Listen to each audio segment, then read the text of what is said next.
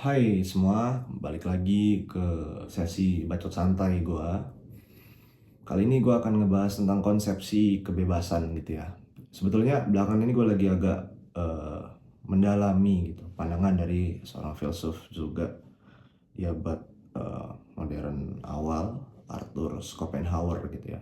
Sebagai julukannya adalah filsuf kegelapan karena pandangan dia skeptisisme yang menganggap dunia ini adalah sesuatu yang menderita dan sebagainya gitu. Salah satu gagasan yang diangkat itu adalah mengenai will atau kehendak yang menggerakkan manusia tanpa adanya kontrol di luar dari alam bawah sadar dia gitu.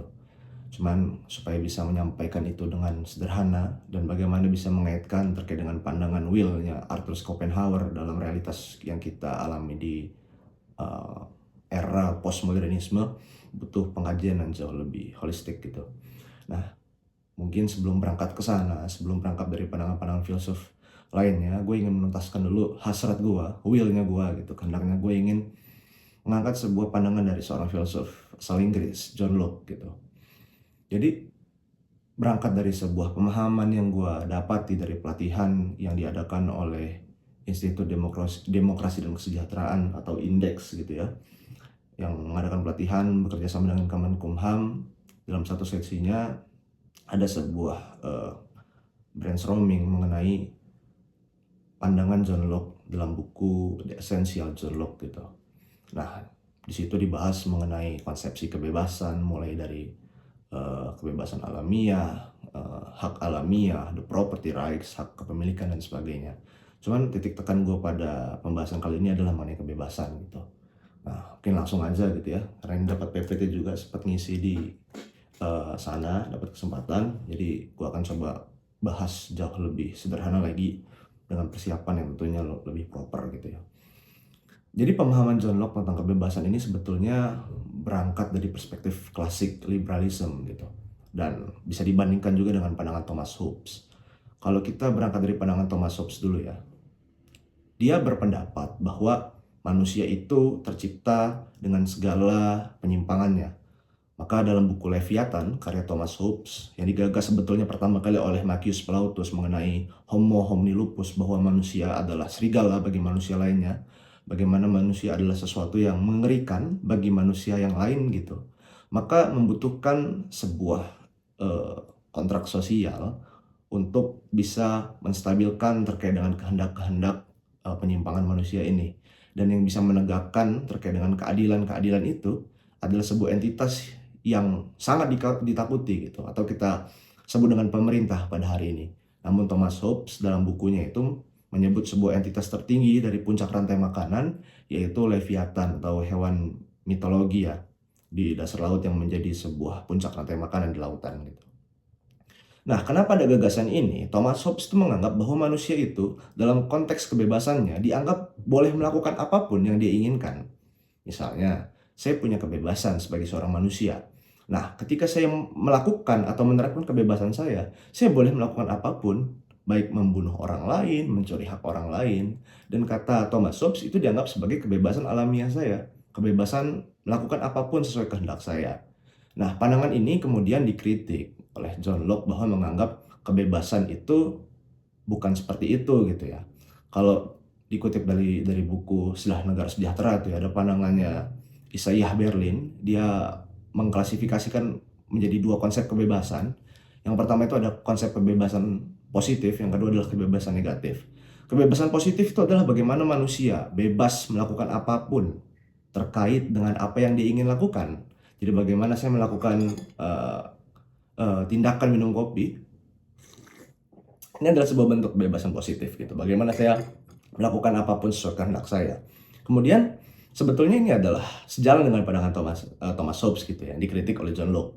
John Locke itu lebih mengorientasikan kebebasan itu adalah hal-hal yang sifatnya alamiah, yang terpatri dalam diri manusia. Ketika manusia lahir, dia hanya membawa seperangkat tubuhnya ya, pikiran, tenaga, waktu, bakat, kemampuan, dan sebagainya. Yang dimana hal-hal ini tidak boleh diintervensi atau diganggu oleh orang lain. Misalnya, saya ingin minum kopi, itu adalah kehendak saya, karena saya menggunakan tenaga saya untuk mengangkat gelas dari kopi ini gitu kan. Yang dimana ini tidak boleh diintervensi atau diganggu oleh orang lain. Apabila kebebasan alamiah saya ini atau kebebasan internal saya ini diganggu oleh orang lain, maka saya menjadi tidak bebas gitu loh. Jadi pada dasarnya konsepsi kebebasan antara John Locke dengan Thomas Hobbes ini, kalau Thomas Hobbes itu melakukan apapun, kalau si John Locke ini terhindar dari intervensi manusia manapun gitu loh. Jadi bagaimana saya tidak diperbudak oleh orang lain, saya tidak diintervensi oleh orang lain, saya tidak diatur oleh orang lain dalam melakukan apa yang saya inginkan, maka saya telah bebas dari pandangan konsepsi John Locke mengenai kebebasan alamiah dia gitu ya. Jadi emang berbenturan. Kalau tadi definisi secara singkat, ada konsepsi kebebasan positif dan juga kebebasan negatif. Mungkin itu terkait dengan pandangan konsepsi John Locke dan Thomas Hobbes. Nah, pada dasarnya memang definisi kebebasan John Locke lebih sederhananya gitu, adalah bebas dari paksaan dan kekerasan dari orang lain gitu. Cuman mereka itu sepakat bahwa antara Thomas Hobbes dengan John Locke maksudnya, manusia diciptakan setara gitu. Manusia tidak memiliki perbedaan dalam mendapati konsepsi kebebasan. Namun John Locke itu berpendapat bahwa kebebasan alamiah ini sejalan juga dengan pandangan Thomas Hobbes, membutuhkan adanya hukum atau aturan.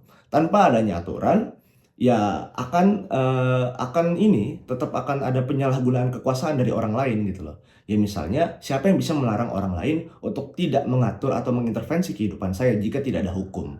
Orang lain bisa bebas melakukan pencurian terhadap diri saya, orang lain bebas melakukan apapun kepada diri saya, termasuk mungkin memenggal kepala saya gitu loh.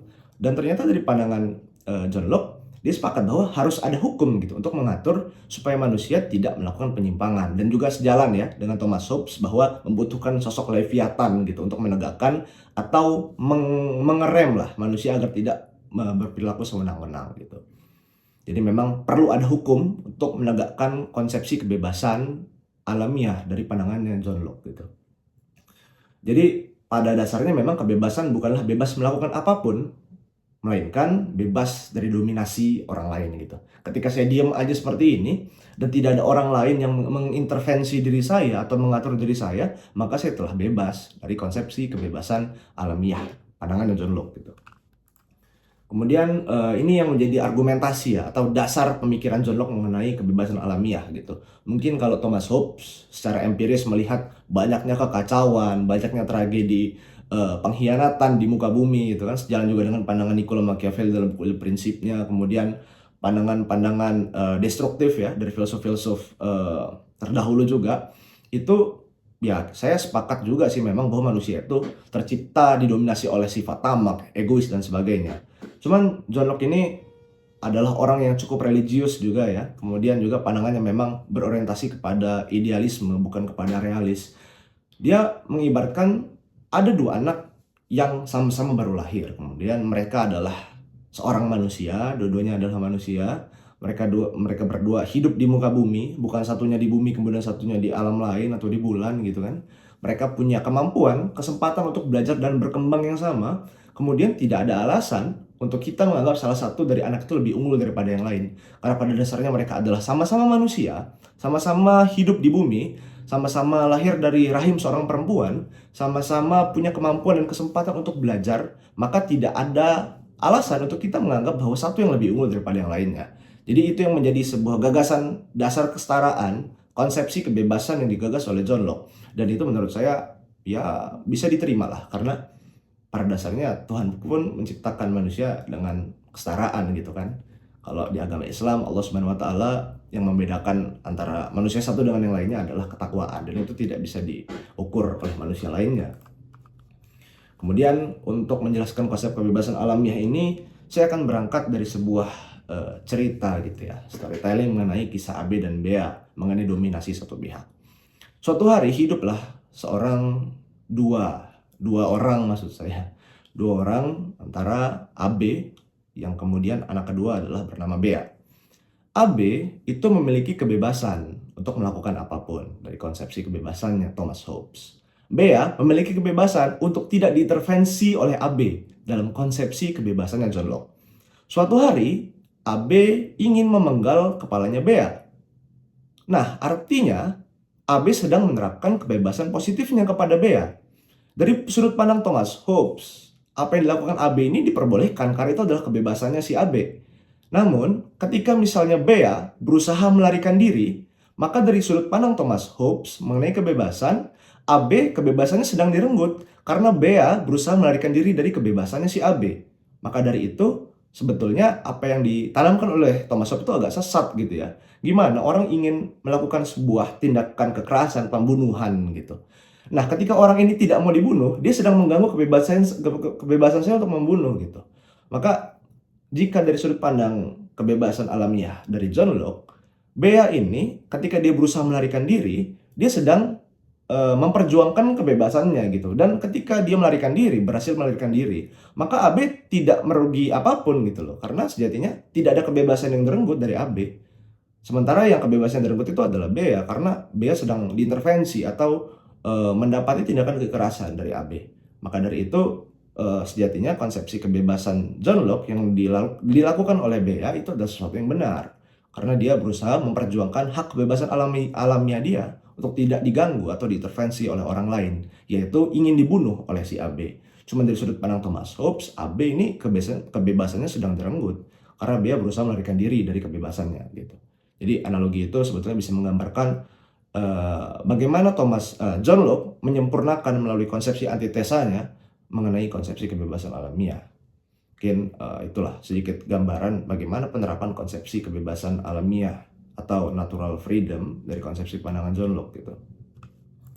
Ya, jadi kalau secara sederhana, kebebasan alami manusia adalah untuk bebas dari kekuatan superior di bumi dan tidak berada di bawah kehendak atau otoritas legislatif manusia, atau pengawasan manusia ya, tetapi hanya memiliki hukum alam sebagai aturannya. Kemudian inti dari pembahasan ini adalah bagaimana manusia bisa menghormati kebebasan orang lain yang harusnya orang lain itu membiarkan saya untuk menikmati hidup saya dengan damai tanpa ada gangguan dan memiliki harta benda saya tanpa saya izinkan gitu.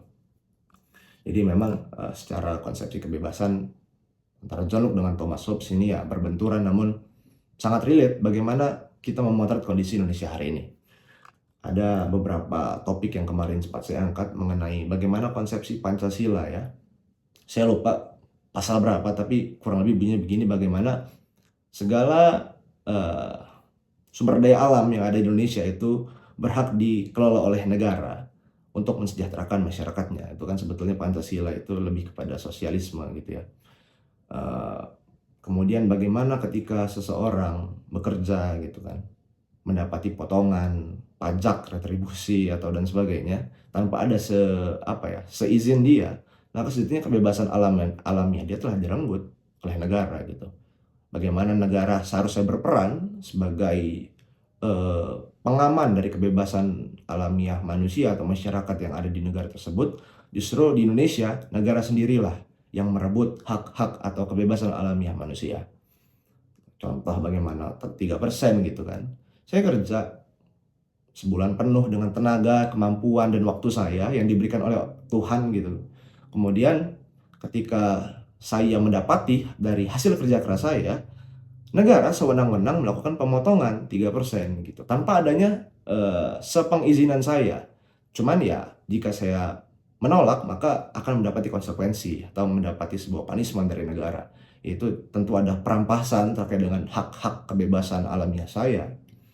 Kalau kita sebenarnya harus berangkat dari konsepsi property rights terlebih dahulu sih untuk memahami itu. Cuman nggak apa-apa, nanti ada di kelas indeks di pertemuan di hari Minggu nanti dengan Bung Dedi. Cuman coba saya artikulasikan juga di video selanjutnya.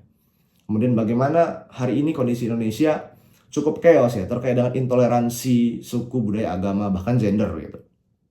Di tahun 2022 tingkat intoleransi Indonesia itu masih 2,64%. Kemudian di bulan Mei tahun 2023 data yang terbaru itu menyatakan Indonesia berada di tingkat 5% intoleransinya. Jadi ada peningkatan sekitar 2,36%. Itu menjadi sebuah masalah sebetulnya. Bagaimana hari ini masih ada perdebatan yang ringan itu di sosial media ya mengenai kelompok agama, bahkan yang sebetulnya satu rumpun yaitu agama Islam, ada golongan-golongan Nahdlatul Ulama, Muhammadiyah, Ahmadiyah dan sebagainya. Itu seringkali ada sebuah tindakan-tindakan intoleran lah yang bahkan cenderung kepada kerusakan, destruktivitas antara kelompok satu dengan kelompok yang lainnya. Kemudian juga bagaimana suku gitu ya, masih ada sekat-sekat antara suku Jawa adalah kunci gitu. dengan suku-suku yang lain, itu sebetulnya adalah bentuk intervensi kebebasan. Karena sejatinya misalnya agama gitu kan, ada satu golongan apa yang kita anggap sepakat bersama, mungkin Syiah gitu ya. Syiah kan menganggap bahwa Ali bin Abi Thalib adalah junjungan mereka gitu. Sementara ada kelompok agama lain menganggap Nabi Muhammad junjungan mereka gitu. Karena adanya ketidaksepahaman, maka Syiah dianggap sesat, dan bagaimana ajaran-ajaran Syiah di Indonesia itu dianggap sebagai sesuatu kejahatan jika ada rumah ibadah yang diklaim milik Syiah gitu dengan segala ketidaksesuaiannya dengan mayoritas. Ini sebetulnya berangkat dari konsepsi demokrasi juga ya, ada namanya tirani mayoritas. Akhirnya tindakan-tindakan yang dilakukan adalah tindakan-tindakan represif, membakar rumah ibadahnya kaum Syiah, mengganggu peribadatannya dan sebagainya. Padahal mereka beribadah dengan keyakinan mereka, dengan pikiran mereka, dengan kesadaran mereka. Maka kelompok-kelompok yang lain tidak boleh mengintervensi atau mengganggu hak-hak kebebasan alamiah mereka. Itu adalah salah satu bentuk ketidakadanya penghormatan terhadap kebebasan alamiah orang lain di Indonesia dalam konteks budaya dan agama. Jika kita berbicara gender, ini jauh lebih rumit lagi ya. Saya mungkin akan dicap sebagai orang yang anti terhadap Islam dan liberal habis ini. Tapi ya, kalau kita berangkat dari konsepsi kebebasan alamiah John Locke ya, tolong kesampingkan dulu norma etik itu. Jadi, ketika seseorang memiliki sudut pandang terkait dengan orientasi seksual yang berbeda, katakanlah LGBTQ gitu ya, seorang laki-laki yang menyukai laki-laki, seorang perempuan yang menyukai perempuan, nauzubillah gitu. Sejatinya mereka menggunakan kesadaran mereka, menggunakan apapun yang mereka miliki dalam diri mereka untuk melakukan itu gitu loh. Toh pikiran mereka, toh pandangan mereka, toh juga itu adalah hal-hal yang memang melekat dari diri mereka yang tidak bisa kita ganggu gugat karena itu adalah bawaan lahiriah mereka gitu loh. Terkait dengan pikiran, mungkin juga kehendak mereka gitu. Maka ketika mereka memiliki orientasi yang berbeda mengenai seksual, tidak boleh kita ganggu dalam konsep kebebasan alamiah.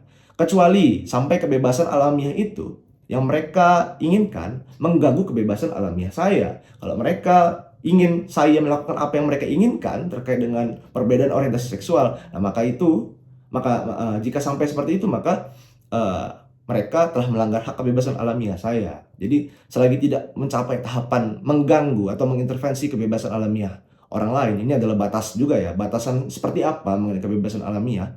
Ya, selagi kebebasan alamiah kita tidak mengganggu kebebasan alamiah orang lain gitu. Jadi terkait dengan perbedaan-perbedaan itu, sejatinya kita tidak boleh mengintervensi, mengganggu, menghakimi, atau bahkan melakukan tindakan yang sifatnya merugikan kepada perbedaan-perbedaan yang dimiliki oleh orang lain, karena itu adalah kehendak kebebasan alamiah mereka. Pada akhirnya, kenapa akhirnya kebebasan alamiah itu penting? Ya, berangkat dari permasalahannya tadi, bagaimana untuk berusaha menjaga harmoni, menjaga kedamaian setiap manusia, itu dibutuhkan adanya penghormatan atas kebebasan-kebebasan orang lain. Bagaimana saya tidak boleh mengganggu, mengusik, memberikan pandangan yang merugikan orang lain terkait dengan perbedaan yang setidakpahaman atau tidak sependapat dengan saya. Karena sejatinya setiap manusia berhak merdeka atas pemikirannya, berhak merdeka atas argumentasinya, berhak merdeka atas apa yang ingin mereka lakukan selagi tidak merugikan atau mengganggu kebebasan dari orang lain. Jadi pada dasarnya tujuan dari adanya kebebasan alamiah ini dan mengapa kita perlu paham pentingnya kebebasan alamiah untuk menciptakan sebuah sinergitas harmoni dan kedamaian setiap manusia. Kalau berangkat dari pemahaman filsuf terdahulu itu ada namanya kosmopolitanisme gitu, yang menggambarkan konsepsi masyarakat global, masyarakat dunia yang menjadi satu kesatuan, tidak adanya perbedaan, intinya kosmopolit lah, mirip kayak komunal gitu. Setiap manusia dianggap setara dengan segala perbedaannya, itu perlu dikesampingkan. Itu kan sebetulnya penerapan sebuah toleransi terhadap kebebasan-kebebasan orang lain gitu. Jadi ya mungkin itu sih konsepsi kebebasan yang dapat kita pahami bersama, mengapa ini penting supaya manusia tidak perlu sibuk mengurusi orang lain. Cuman jika berangkat dari pemahaman etik dan sebagainya, tentu akan menjadi dimensi pembahasan yang lain. Udah sampai 20 menit ini video ya. Mungkin itu saja di diskusi kita pada hari ini. Saya Marcel Raffi Pratama, saya libertarian. Sampai berjumpa di video selanjutnya. See you.